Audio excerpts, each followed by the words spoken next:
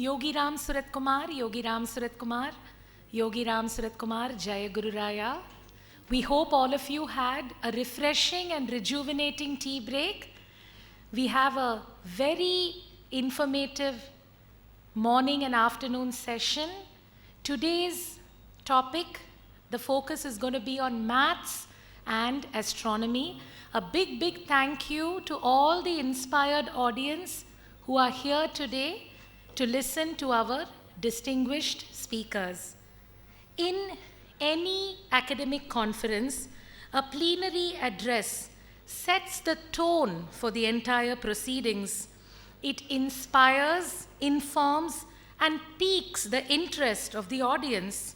We are blessed to have with us today our chief guest, Professor M.D. Srinivas from the Center of Policy Studies in Chennai.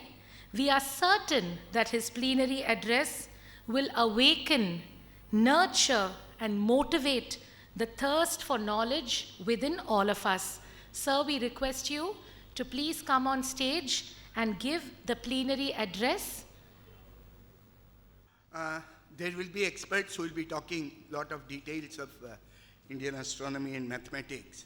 Professor Pai will be speaking after me. And in the afternoon, Professor Ramsuratkumar and Professor R.N. Iyengar will tell you a lot of very important and interesting things. So I have tried to summarize the development of astronomy and mathematics in India.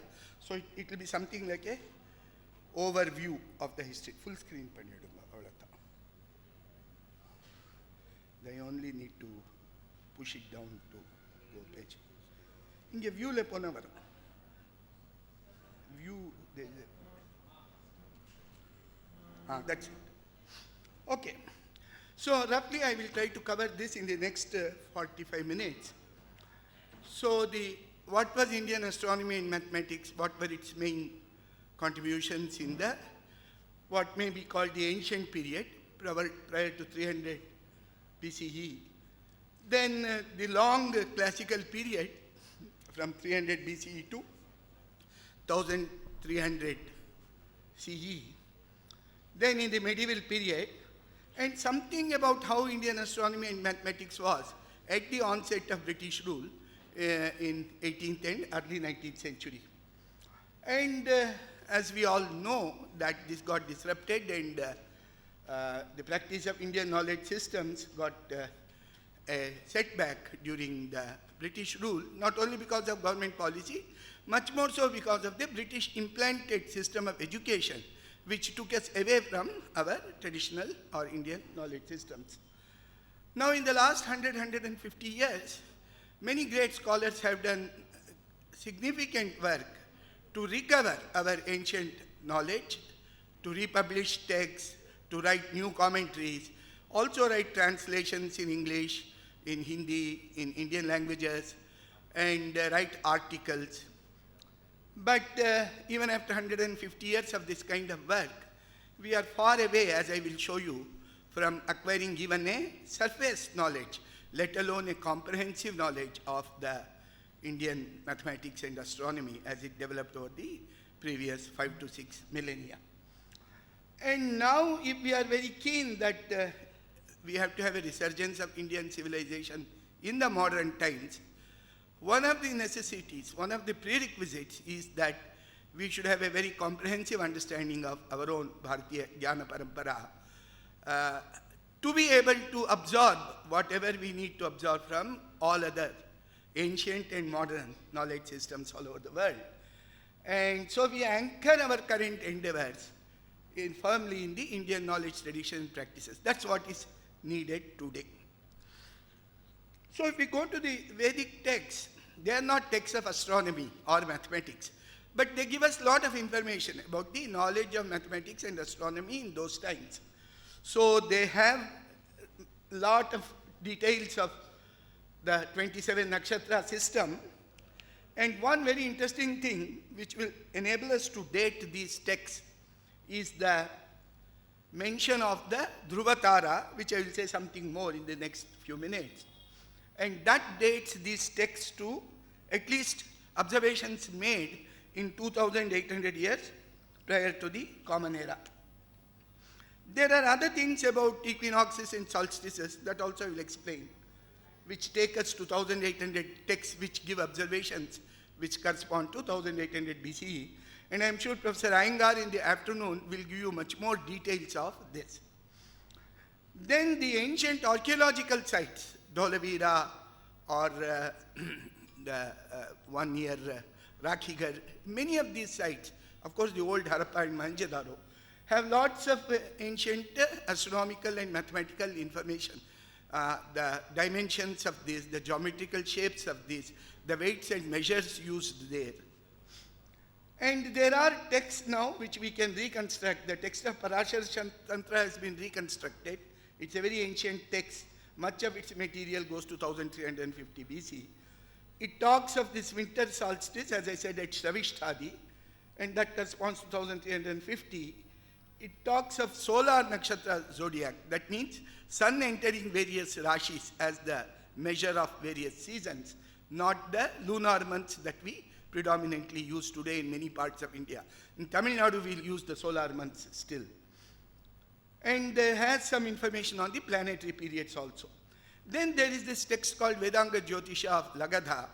It's a very small text of 40 verses, but it gives how to compute the tithis and nakshatra, the mean values of them, over a period of 5 years. So it's one of the earliest mathematical algorithmic texts that we have in India. Now about this Dhruvatara. Now we all know that Earth spins about an axis. And this axis, if we extend it to sky, that will meet the celestial sphere as we call in some particular point. So that will be called the celestial north pole. Just as the Earth has a north pole, if you extend that axis to the sky, that will be the celestial north pole. If there is a star at the celestial north pole, that can be called a pole star then. And it is a fact of astronomy that has been discovered in the last 3,000–4,000 years, that this celestial north pole is not with the same nakshatra all the time. In fact, it executes a circle, as I have pointed out there, over a very long period of 26,000 years. And so this works like an indicator of periodizing ancient phenomena for us. And today, around 2000, plus 2000, I have shown you a bright star. That is the pole star that we see today. That is called Alpha Ursa Minoris.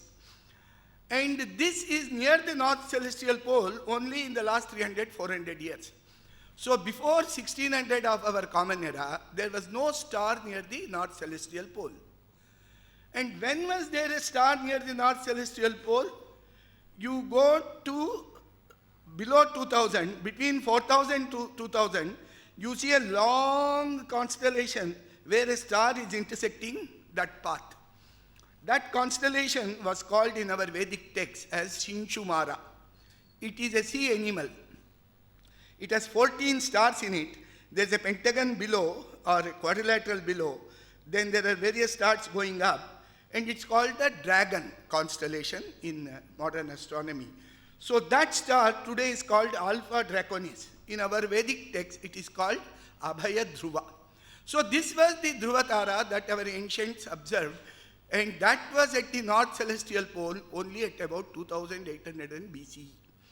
And about 500 years later, that pole would have significantly moved away from that star, so there was no longer any Tara at the Dhruva's place.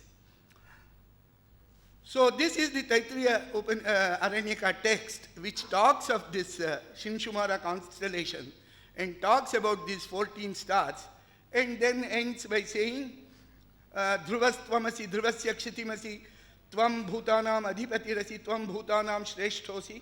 So this is Taittiriya Aranyaka.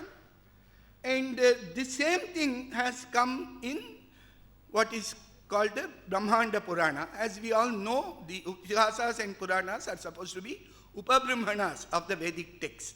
That they, whatever is not clear to us in Vedas, we can always try and understand it by studying the Itihasas and Puranas carefully. So the Brahmanda Purana has the same description of these 14 stars.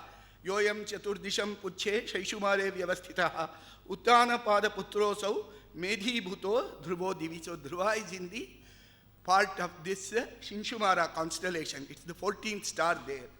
So it describes the same thing. So this was the ancient Dhruva that our Vedic seers, or in the Vedic period, that was observed, and that corresponds exactly to 2800 BCE. And after 1000 years, it was clear that there was no star near the celestial pole. Therefore, one was not talking of a Dhruvatara. In our astronomy text, no longer talked of a Dhruvatara. They only talked about a north celestial pole, but there was no star situated there. Only in the last 300, 400 years, you have a star now. And this Alpha Ursa Minoris, which we call as Dhruva today in Madras city, if you see above 14 degrees from the horizon, 13 degrees, that's the latitude of Madras, towards the north direction, you can see the pole star, that is Alpha Ursa Minoris. So this entire thing, this is an emerging perspective.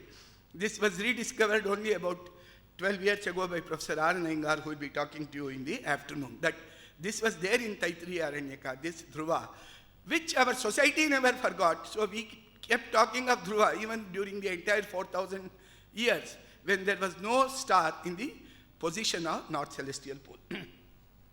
Now this Vedanga Jyotisha, it takes only a 5-year period, but this 5-year period, it takes the year to be nearly 366 days.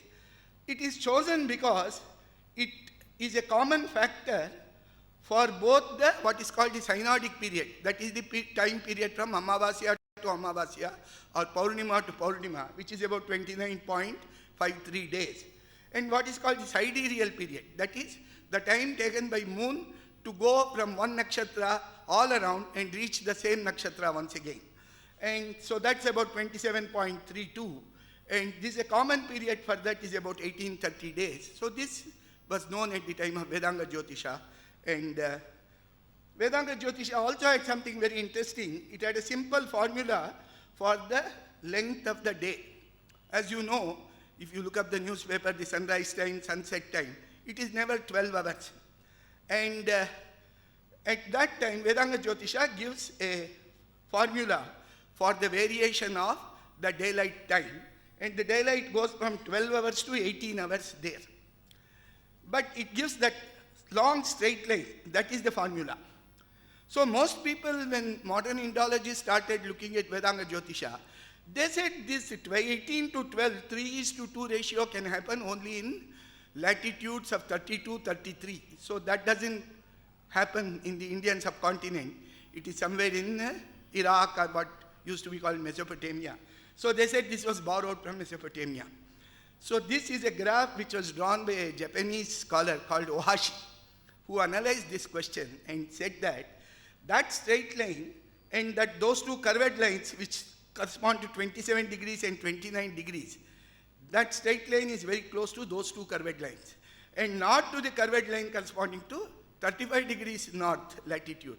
35 degrees north latitude, this straight line fits only in the end points, 0 and that is 12 hours and 18 hours, whereas the actual curve of the variation of length given in Vedanga Jyotisha corresponds to latitudes of 27 degrees or 29 degrees, which is near Uttar Pradesh and things like that.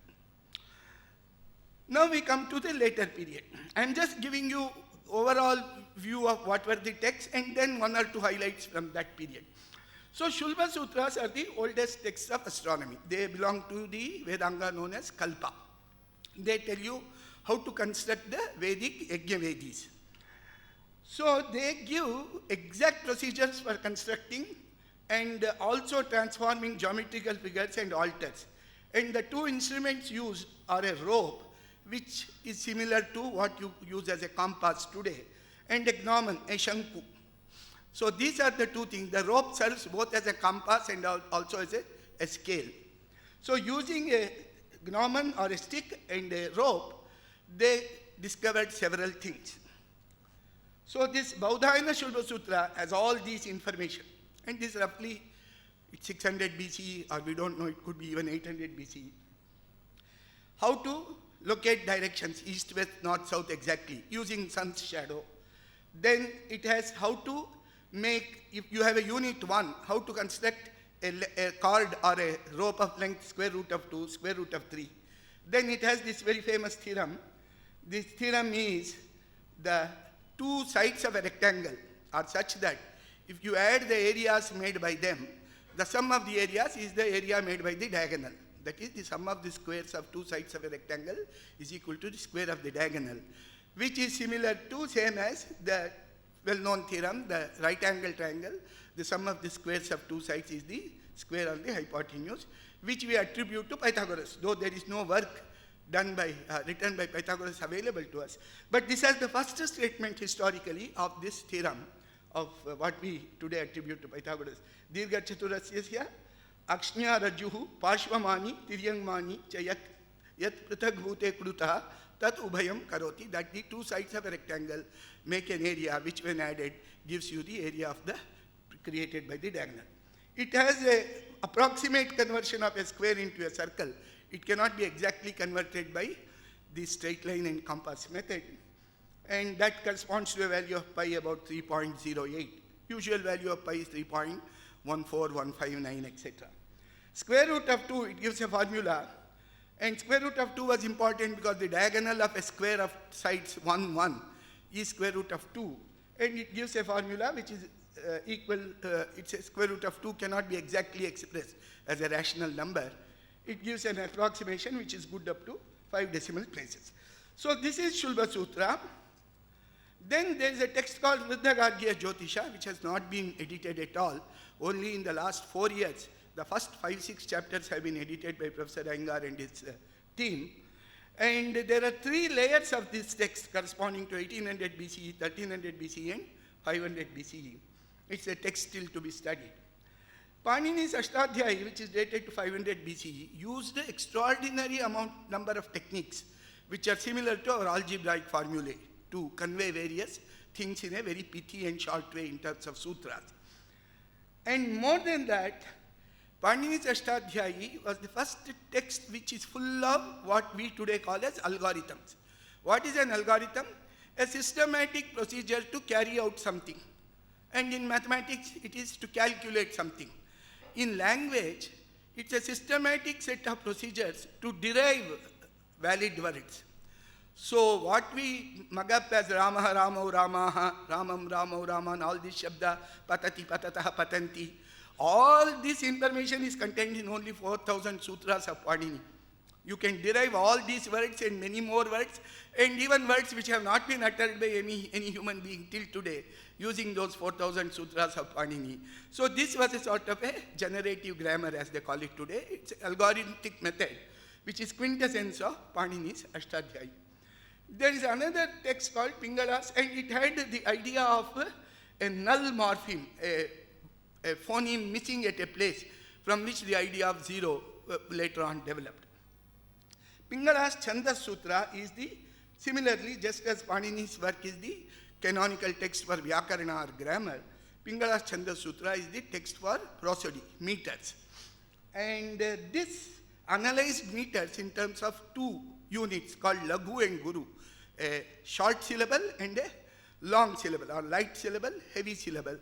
And so to analyze prosody, you need 2 units. Every line of a meter is composed of laghus and gurus. So it's a sequence of 2 symbols, L and G. So it's called a binary sequence. So the binary mathematics was developed by Pingala, and also what the science that we call as combinatorics. How you can combine various things to produce large number of things.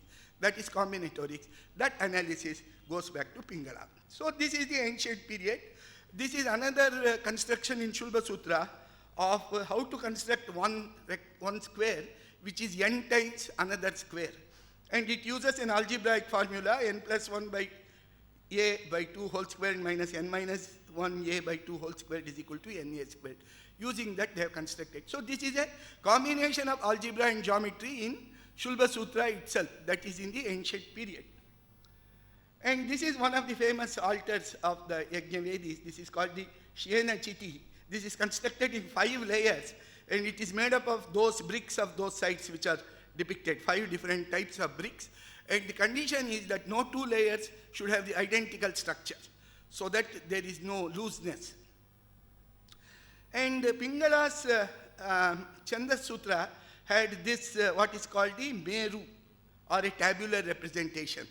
So the first row is 1, second row is 1, 1, third row is 1, 2, 1, Fourth row is 1, 3, 3, 1. Those of you who have studied binomial theorem recognize these are the basic coefficients of binomial expansion.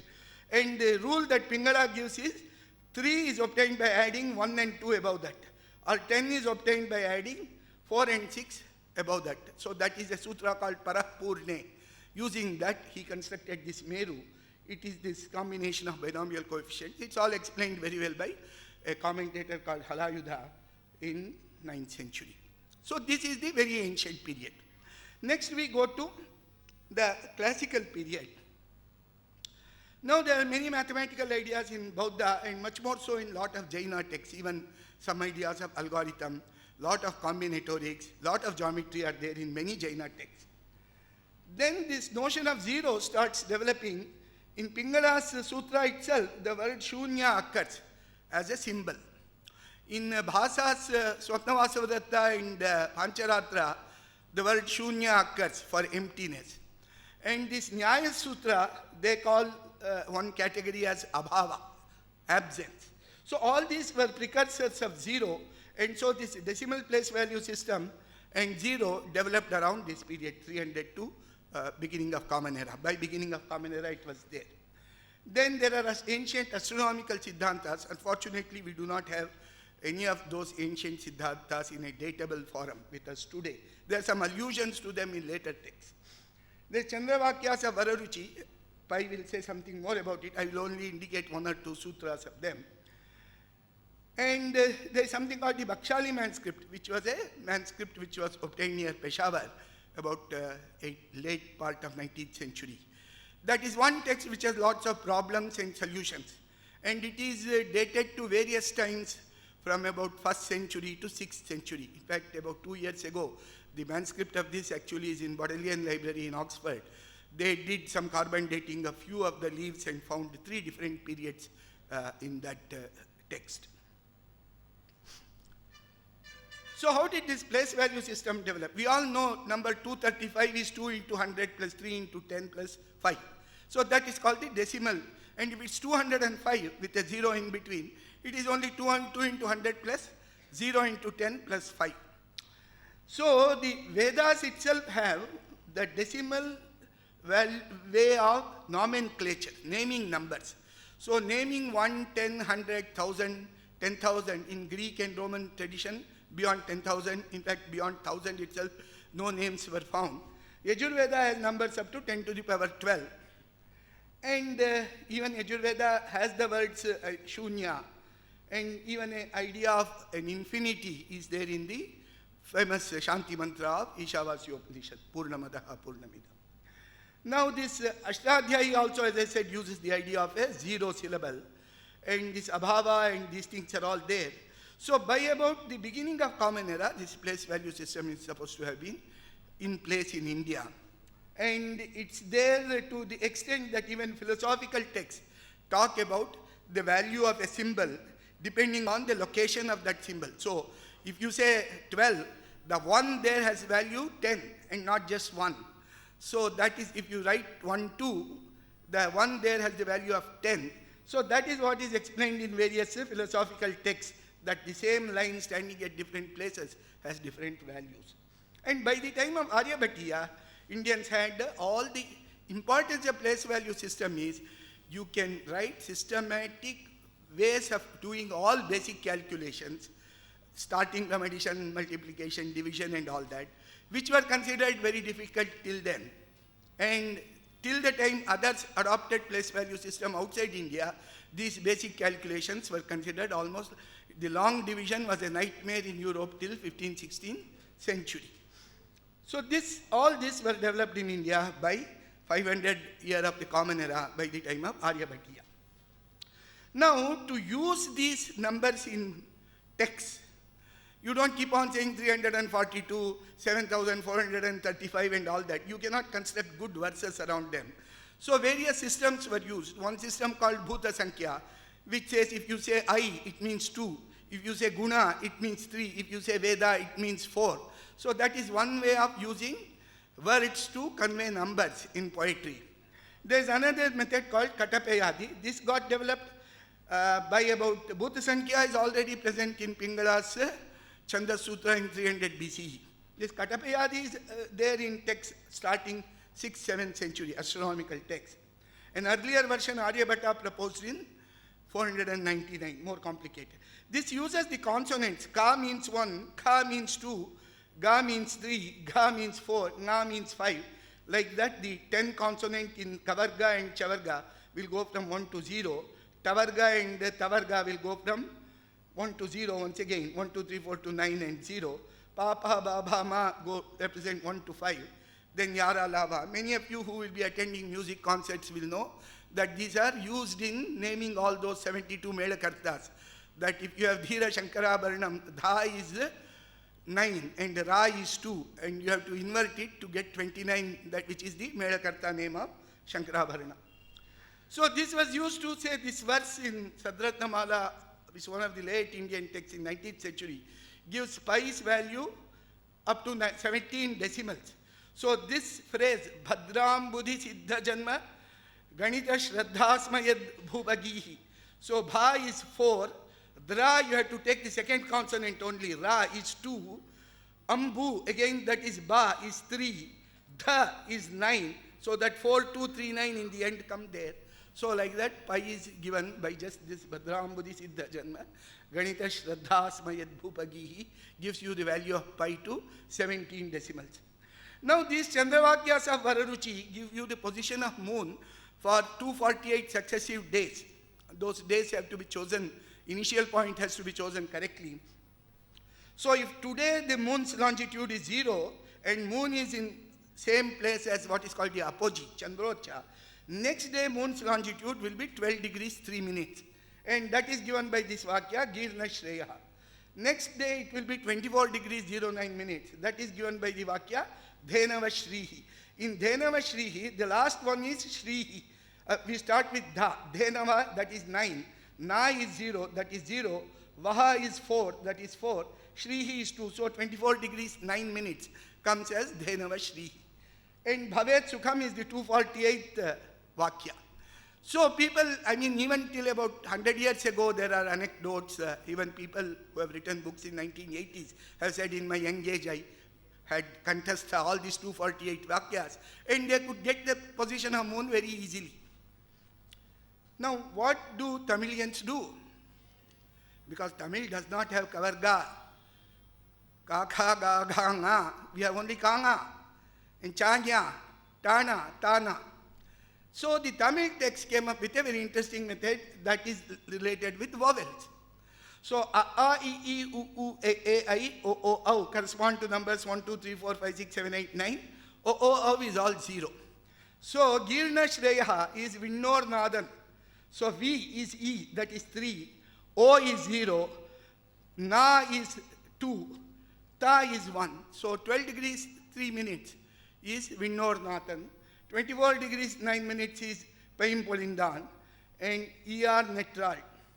So this was the method used in a 13th century text called Chudamani Ullamudiyan. It's a very famous Vakya text that was developed in Tamil. Okay, now we come to the classical period. So here we start with Aryabhatiya. Then commentary on Aryabhatiya was written by a person called Bhaskara, who is different from the famous Bhaskaracharya who comes in 12th century. He wrote 3 works, Aryabhatiya, Bhashya, Mahabhaskariya. Then there is the great Brahmagupta, who wrote 2 works, Brahmasputa Siddhanta and Khandakadyaka. They became famous not only in India, but they were translated into Arabic within 100 years of Brahmagupta's time. Then this Pingala's work on meters was continued for Prakrit and Pali meters by Virahanka in Vritta Jati Samuchaya. And in this work, for the first time, you see the occurrence of numbers that we today call as Fibonacci numbers. What are Fibonacci numbers? 1, 2, 3, 5, 8, 13, etc. So each successive number is the sum of the 2 previous numbers. That is called Fibonacci sequence. So what are called the Matra Vrittas have that characteristic, and that is what was discovered by Virahanka. And it's 5 centuries before Fibonacci. It's in 6th century. Now, to give you an idea, by this time this Indian calendar was developed. The basic thing about Indian calendar is it's observational. It is not something declared or decreed by a king or something that it should be this month should be called Julian after July after Julius Caesar, or this is Augustus, August after Augustus and all that. And so the year is, there are two kinds of years. The solar year is the time taken by sun to go from one nakshatra to the same nakshatra. That is called the sidereal solar year. It's about 365.25636. But there is another year called tropical year that goes from equinox to equinox. Equinox is the point where the day and night are the same. Today it occurs around March 21st or September 21st. And this point, equinox, like the solstice, keeps moving around. That precession I told you, just as the pole keeps changing and comes back once in 26,000 years. This equinox also moves around once in 26,000 years. So this tropical year is slightly different from the sidereal year. And apart from that, we have months which go from Amavasya to Amavasya or from Purnima to Purnima. And then we have a calendar which is a mix of both solar and lunar. And in parts of India like Tamil Nadu, we have mostly solar calendar, that sun going from one Rashi to another. But the many festivals are conducted as per Tithis or Nakshatras, which depends on the lunar calendar. But and this calendar is there in Orissa, Bengal, Assam, Punjab, and Gujarat. So in South India, we have a lunisolar calendar where Yugadi always happens between March 14th and April 14th. It's the next date next to Amavasya. And that is when the year, lunisolar year begins. Each month is a lunar month of about 29.53 days. But 12 months is not exactly equal to one solar year of 365.256 days. So you have to have an Adhika Masa, which occurs on the average once in 3 years. And they have very nice exact rules. So this entire Indian calendar is knowing the Tithi, knowing the Nakshatra, or knowing the Tedi in solar calendar, you know the configuration of sun, moon and stars. Now this Aryabhatiya has all these mathematical things, much of which that we teach in school, most of arithmetic, geometry, and trigonometry and algebra. And it has many other things like how to compute sines and how to solve indeterminate equations and things like that. So in 32 verses, Aryabhata compressed all of the known mathematics in his Aryabhatiya. And he also summarized whole of astronomy in about 76 verses. Aryabhatiya is only 108 verses. So the basic astronomy was of the Taragrahas, the 5 planets, Buddha, Shukra, Guru, Shani, and Angaraka, and sun and moon. And the periods that they had were very close to what we now know as the modern periods. But for Buddha and Shukra, they have a period which is different. I mean, this is actually the period you should recognize of their going around the sun. But they were not talking of the planets going around the sun at the time of Aryabhata. And then the astronomy was done by calculating the mean position and giving 2 corrections. And one correction was to correct for what we know as the elliptical orbit of the planet today. Another correction was to go from a sun-centric frame of reference to an earth-centric frame of reference. So the corrections were made using what are called epicycles, that the planet moves on a small circle around a big circle that will take care of the ellipticity of the orbit. And this ellipticity of the orbit that they gave at the time of Aryabhata were very close, except for Mercury, where it's somewhat different, 0.075 and 0.412. So basically, we had a fairly sophisticated planetary model by about 500 of the Common Era.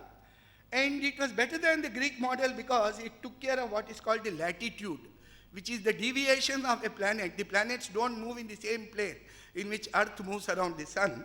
So this deviation is taken care of appropriately, especially for the interior planets, Mercury and Venus, in the Aryabhatan model, which was not the case for the Greek model of Ptolemy. But more than the planetary model, we had a very good understanding of what the science of astronomy was about. Bhaskara, who writes this commentary on Aryabhatiya in around 619, he is telling us the notions such as Ucha, Madhyama, epicycle, these are all the concepts which occur in calculating planetary positions. They are conceptual tools which serve the purpose of arriving at the observed motion of planets. and there is no constraint on them except that they should lead to observed results. So it's a model. That's what he's saying. And so don't confuse every aspect of it with the elements of reality out there.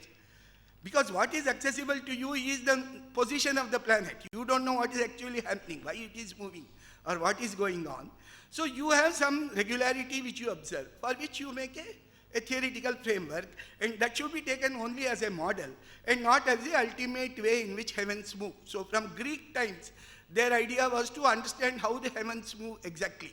And all the ideas that they had were of course wrong, but at each time they believed that they knew how the heavens move. Whereas Bhaskara is telling us that we are only making models of motion of planets, and they are useful as long as they conform with what you observe, otherwise you change them. Brahmagupta had this formula for the diagonals of a quadrilateral inscribed in a circle called cyclic quadrilateral. These were rediscovered in Europe around late 17th century and early 18th century. More than that, Brahmagupta had this very interesting equation. X squared minus dy squared is equal to k. This is called Varga Prakriti equation. Here d is given. D is an integer which is given, which is not a square. And k is given. And you want to solve for x and y in integers.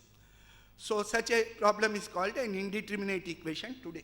And this particular equation with k is equal to 1 is called Pell's equation today.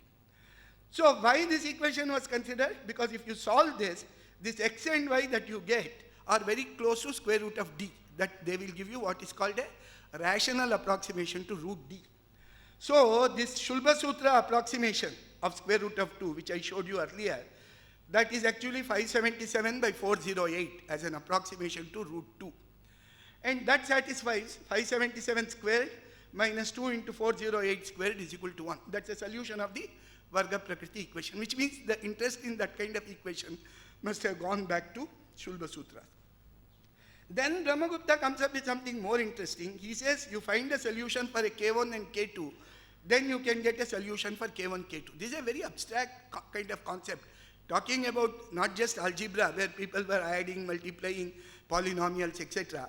He's telling you how to go from one set of solutions to another set of solutions. That kind of abstract algebraic notions arose only in 19th century in Europe. This is called Bhavana, Brahmagupta's Bhavana. Using it, he was able to show that knowing one equation, you can find infinite number of solutions. Things like that. Now we move to the post-Brahmagupta period. There are various important works. There is a Parahita system, which is an improvement of Aryabhata's astronomy. The Surya Siddhanta that we use today comes around this period. It's not an ancient text as such. Then there are various scholars, Sridhara, Lalla, Govinda Swami, who make very important contributions. The first text which is devoted entirely to mathematics, apart from the old Shulba Sutras, which were devoted, of course, to geometry, but also to construction of Yajnavedis, is a text called Ganita Sara Sangraha by Mahavira. He was in 850. Then there are various other texts, and at this time, astronomy becomes more sophisticated. People start talking about what is called instantaneous velocity of planets. There are better corrections for moon. And there is a method called Chakravala. I am again wanting to tell you because this is something about this equation that we talked. Anyway, we'll come back to that. So by about 1000 AD, the image of India as a source of science was very high. Here is an extract from an Islamic scholar who lived in Spain. At that time, Spain was under Islamic rule, 1068. So he's comparing various categories of nations, and he's saying the king of India is known as the land of wisdom. And Indians have excelled in the science of numbers, in science of movement of stars, and also in their skill of medical science. So India was the land of science and technology in 1066 AD. So you also have this description of India by Al-Biruni, who traveled with Mahmud of Ghazni and stayed in India for about 7-8 years between 1020 and 1030. And he is saying Mahmud has utterly ruined the prosperity of India. Hindu sciences have retired far away from those parts of the country conquered by us, and they have fled away to Kashmir. Kashmir they could not go, and Banaras, which was somewhat far away. But the main thing, what Al-Biruni is saying about India is something that we cannot believe today. Hindus believe that there is no country like theirs, no nation like theirs, no kings like theirs, no religion like theirs, no science like theirs. I don't know there are any Indians of that type today in India. Now coming to the final part of this period, Bhaskaracharya's 3 books, Lilavati, Bijaganita and Siddhanta Shiromani. First one is on arithmetic and algebra. Second one is on, first one is on arithmetic and geometry. Second one is on algebra. Siddhanta Shiromani is a text on astronomy.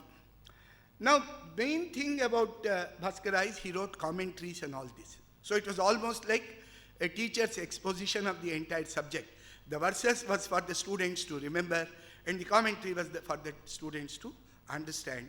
So it's one of the earliest of that category of text. There must have been similar older texts which are not available to us today. And so that tells us how things were understood. Things were not understood merely as statements by the teacher. So if it was mathematics, they had to provide some justification. Today we call them proofs. They call them upapattis or nyayas or yuktis. So these commentaries of Bhaskara are filled with such proofs. There were works on prosody and also music, where this combinatorics, you know, Tala is a very complicated combinatorial structure, that the 2 mridangam players, the moment one person starts playing it, the other person knows what it is, the kanjira knows exactly what is the combination of various dhadin, dhina that the other person is producing. Similarly, in prosody, there was Laghu and Guru. So this was all mathematical study of this was in works on prosody and music. Sangeeta Ratnakara, all of you would have heard, is a very great text of music written around 1225 by Shangadeva, whose ancestors came from Kashmir to Devagiri, where this text was written, Daulatabad today. That has one chapter on combinatorics of swaras, what are called swaratanas. So how many permutations can be there, and how to organize all these permutations into one sequence. So this was studied in Europe in 18th century. Shangadeva has the complete algorithm for these combinatorical algorithms. Similarly, he had a big section on talas. This was the time when astronomy and mathematics books were beginning to be written in regional languages. Pavluri Ganita, Mallana, Andhra Tika on Surya Siddhanta, that's Telugu commentary by Mallikarjuna Suri, Vyahar Ganita of Rajaditya, Prakrita Paingalam, that's a prosody text in Prakrit, Chudamani Ulla Mudiyan I mentioned of Tirukoshtiyur Nambi, Ganita Sara Kaumudi is written again in Prakrit by Thakur Peru, like that. And then that wave of writing technical books in Indian languages continued till 18th, 19th century. So this Varga Prakriti equation, an algorithm for completely solving it, was found by a person called Jayadeva. And Bhaskara has explained it in his Bijaganita book. And the algorithm looks like this. It's not very complicated. If we have time, we can teach it to a student of class 10 or class 11 very easily. And the procedure leads into some kind of a table like this. So this equation x squared minus 61y squared is equal to 1, with the condition that you should solve it for x and y integers. The first lowest solution has about 10 digits for x and 9 digits for y. No number less than that solves this equation. And this same equation was posed as a problem by a French mathematician, very famous one, called Fermat in 17th century, 1657. He gave it as a challenge to the European mathematicians, especially the British mathematicians. So finally, the British and the French mathematicians came up with an algorithm, which we today called Euler-Lagrange algorithm. But the algorithm discovered in 18th century, around 1770s, is longer, is less optimal than Chakravada, which uses 30% steps less than the algorithm that Euler and Lagrange came up around 1000 years or 800 years after Jayadeva originally discovered it. So even for 10 million numbers, this 69 is the ratio of the number of steps taken by Euler-Lagrange to number of steps taken by Chakravada to the number of steps taken by the European algorithm of 18th century. All this is being discovered only today. So this is the emergent science and perspective on science and technology. Now this Bhaskara explains the notion of proofs in Indian mathematics. Maybe with that I will conclude. Basically, the idea of proofs in Indian mathematics was not to establish the truth of a result once and for all. That if I say I have proved something, you don't write QED after that saying that this has been done. Nobody needs to worry about this. Proof was to see that the other mathematicians understand that you are given an argument justifying the given conclusion that you are claiming. So it was to convince other mathematicians about the validity of your result. Second one was that there are no doubts about the result. So the two characteristics of Upapatti is Praudhim, Praudhasabhasu Naitiganako, Nissamshayo na Swayam. So without proof, a mathematician will not be respected in the committee or the sabhas of mathematicians, and he will never be sure of his result. So there was no statement that the proof is to establish the truth of the result once and for all for eternity. You might have all heard of the great mathematicians called Hardy, who sort of helped Ramanujan to go to England. So he has written a book called Mathematician's Apology.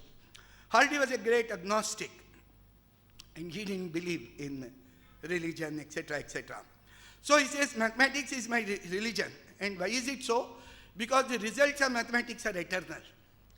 So this is the sort of understanding of what should be ideal mathematics that started with the Greeks and persists in modern mathematics. But this ideal is not fulfilled.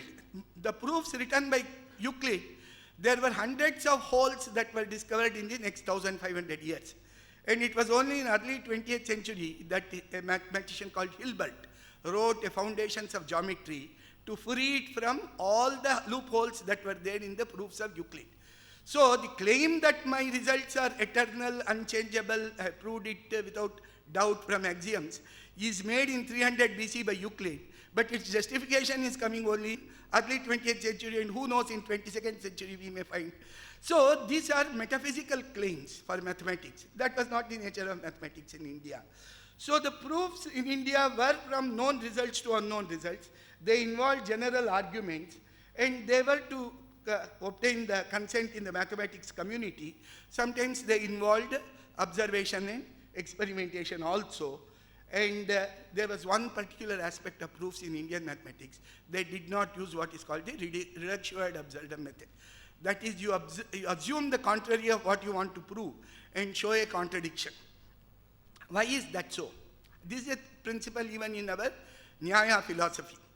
That you want to show the existence of an event, then you have to tell us how to arrive at that of an entity. You want to prove the existence of an entity. Then you have to show how to get to that entity. If it's a mathematical object, you should show a rule by which, if it's a solution of an equation, you have to construct or you have to provide an algorithm for reaching at the solution of that equation. But merely saying that non-existence of a solution contradicts what we know is no way a proof of the existence of that entity. This is a fairly common philosophy amongst a section of mathematicians today. But Indians had adopted it most of their history. And it is called the constructivist philosophy of mathematics today. And there was this later period where the Kerala astronomers came up with this infinite series for pi, sine and cosine functions. 3 minutes more.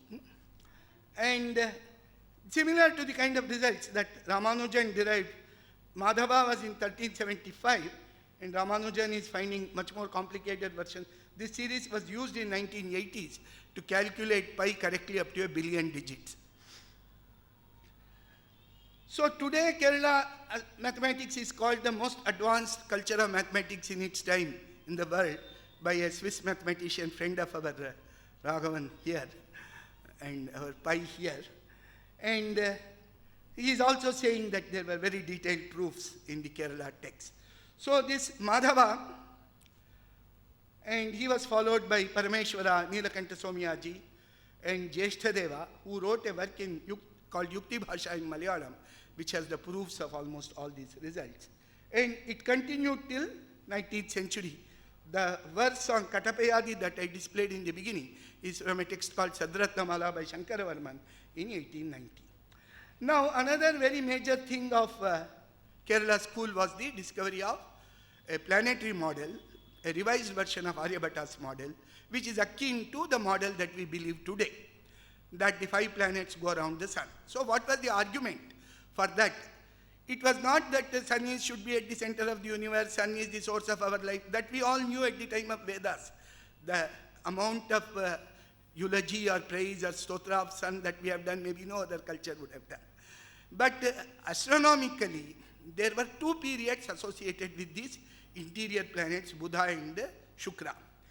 Buddha goes around the sun in 88 days. And Shukra goes around the sun in 224 days. How do you arrive at that? That is because the plane in which Buddha is traveling around the sun is inclined to the plane in which Earth is going around the sun. So Buddha is sometimes above that plane and sometimes below that plane. And this is called the latitude of Buddha. And period of latitude is 88 days. Similarly, Shukra goes in a plane which is inclined to the plane in which Earth goes around the sun. And that period is 224 days. Its latitude varies. But there's something called longitude. The Buddha is close to a star today. When will it come to that star once again? That is 365 days. Because it is the sun that is carrying Buddha around the Earth. And that's what Nilakantha is explaining. For a planet whose orbit is outside of Earth, both the latitude and longitudinal periods will be the same. But for a planet whose orbit, Earth is outside of it, the latitudinal period, because it's going around some other object, and its latitudinal period is different from the longitudinal period. That's how Nilakantha arrived at the fact that Buddha and Shukra should be going around the sun. And he gave a model which is close to, geometrically close to what Tycho Brahe gave in 1580. But mathematically it is something that is close to the model that was proposed by Kepler, by the 3 laws of Kepler, the elliptical orbit and things like that. The kind of model that Nilakantha has provided around 1500 is similar to, computationally similar to Tycho Brahe's model of. And then Nilakantha also wrote a work called Jyotirmimamsa, where he is explaining that the scientific theories are changing with time. You need not take everything Aryabhata has written as the ultimate thing in astronomy. It is true that Aryabhata did great tapas and he had divine grace to come up with great ideas and concepts and methods and parameters in astronomy. But this divine grace is to provide us the kind of sharp intellect or clear intellect to arrive at a reasonable formulation. And so today we have to do our own theories, we have to observe, and for various reasons our models will not be the same as the ones that were given by ancients. They were true for their times. For our times we have to work out. For various reasons, I mean this can be discussed in philosophy of science more extensively. So these were the kind of ideas on scientific theories that Nilakantha, and I told you about Bhaskara about 1000 years earlier. So now we come to 18th century. 18th century was a period where there was lots of science and technology. We had our own system of education. This is the Varanasi Observatory constructed by Raja Jai Singh. And these are the Delhi observatories. And they are accurate up to 1 minute of an arc, which is the best that you can see through the naked eye. Of course, with telescope you can obtain much more. By the time of Jai Singh, telescopes were already there in Europe for more than 100 years. And Jai Singh was aware of that. He got the latest tables from France called De la Hire tables. And he did observations with these instruments that he constructed. And he even wrote to Jesuits saying that there is a difference between what your table is giving and what we are observing. So this is the kind of revival of Indian astronomy that was attempted in 18th century. There was extensive teaching of astronomy in various schools. Kerala still continued with lots of students studying astronomy in indigenous colleges, as they were called. But all this was to go. This Navadvipa University had about 1,000 students in 1780, but only 500 in 1829. It had 4,000 students in 1680. And all this was to go by the pronouncement of Macaulay, but not just the pronouncement of Macaulay, but also the fact that many Indians had come to believe, for one reason or the other, that our ancient sciences must have some defect because we have become such a defeated nation and defeated civilization. So it was these ideas also which were responsible for Indians to Sanskrit system of education would be the best calculated to keep this country in darkness. Ram Mohan Rai, I am not doubting his nationalism or patriotism, but that is the sign of the times, that we had fallen then. And we have still not, as I said in the morning, recovered fully from that. And there are, as I had estimated one time, there are about 30,000 manuscripts associated with 9,000 source texts in astronomy. And in the last 150 years, we have hardly touched the surface of it. And there are many, many more ancient texts which have even been published, which have not been analyzed. And in ancient period, many more manuscripts are also there. And late 18th century also, there are hundreds of manuscripts. So we have seen only 5% of them being edited, and much smaller amount being translated and studied for their technical content. So all this points to the fact that it's a growing enterprise, and we need to, India has to recover its civilizational greatness again in the modern times. It has to very quickly remaster all this, look at all this, acquire a comprehensive understanding. Not only manuscripts, inscriptions, records by foreigners, all these things have to be studied with a dispassionate and contemporary sort of mindset. Contemporary mindset meaning not being carried away by any idea of greatness, either of the Western achievements or of Indian achievements, what we are capable of today. And this has to be the job of all our institutions of higher learning. And our students should know at least what we have so far learned in the last 50, 100 years of study of Indian knowledge should be passed on to our students so that they come out of this feeling that perhaps India had very little to show in the level of material knowledge. I thank you, and I call upon Pai to now continue this. Thank you very much. Yogi Ramsuratkumar, Jaya Guru Raya. Thank you so much, sir, for your interesting and informative session on Indian astronomy and mathematics in the ancient period.